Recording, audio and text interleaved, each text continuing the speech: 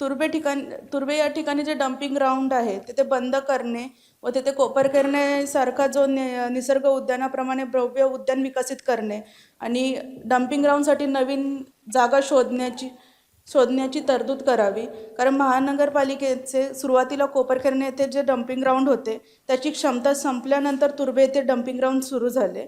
Dumping ग्राउंडची क्षमता संपली आहे आणि तेथेच कचऱ्याचे डोंगर उभे राहिले आणि या कचऱ्यामुळे तुर्बा स्टोअर, हनुमान नगर, आंबेडकर नगर, इंदिरानगर या सर्व रहिवाशांच्या आरोग्यावर परिणाम होत आहे.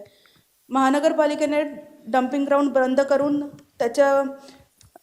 त्या ठिकाणी कोपरखैरण्यासारखं निसर्ग उद्यान तयार करावं आणि तसेच नवी मुंबईतील कचरा डेपोसाठी नवीन जागेचा शोध घ्यावा. पुढील अनेक वर्ष पुरेल एवढे भव्य डम्पिंग ग्राउंड उभारण्यासाठी जागा खरेदीसाठी अर्थसंकल्पात तरतूद करण्यात यावी. आणि MIDC परिसरात फक्त दिघा येथे एकमेव असं उद्यान आहे. तुर्बे स्टोअर, इंदिरानगर, हनुमान नगर येथील नागरिकांसाठी उद्यानाची काही सोय नाही आहे.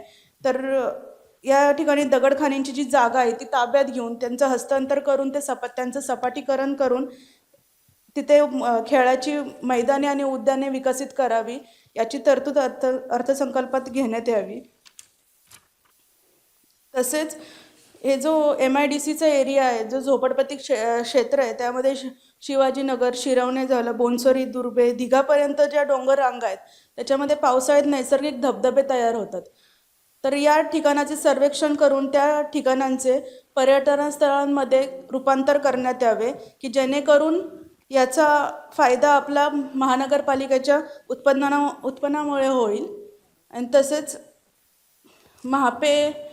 शिळ रोडवर जो बस स्टॉप डेपो तयार केला होता त्या डेपोचा NMMT साठी सुद्धा वापर केला जात होता.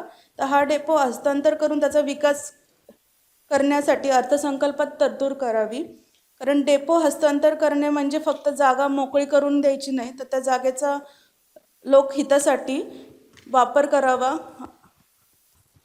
आणि तसेच 14 गावांचा जो आपल्या नवी मुंबई महानगरपालिकेत नव्याने समावेश झाला आहे, तर त्यातील सार्वजनिक कामांसाठी भूखंड हस्तांतर करून घेण्यात यावे आणि ह्याची सुद्धा तरतूद आपण आपल्या नवी मुंबई महानगरपालिकेच्या अर्थसंकल्पात करावी.